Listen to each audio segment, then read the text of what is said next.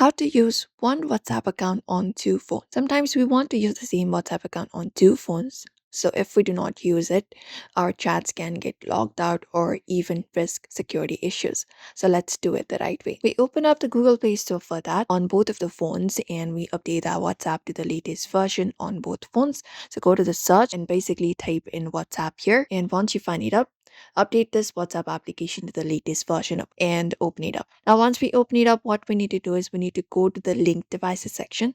So tap on the three dot in the top, and once we tap on it, we need to select this option for link device, and there select this option of link a device.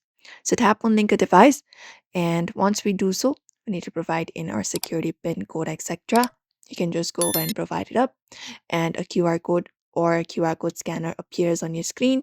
You just need to scan it and on the welcome screen continue. And on the other phone, on the second phone, once you open up WhatsApp, you can tap on option to choose link as a companion device and a QR code will be appearing on the second phone. You can use the link devices option within your primary phone to scan the QR code and wait for a few seconds for syncing. And once it is completed, WhatsApp will now work on both devices. Messages also sync automatically and no logout is required.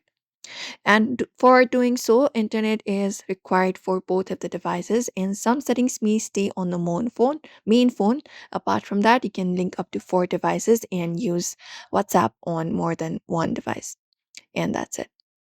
And now we are using more than one WhatsApp account on two phones safely. So we hope this video was helpful. Give this video a like and subscribe for more tips and tutorials.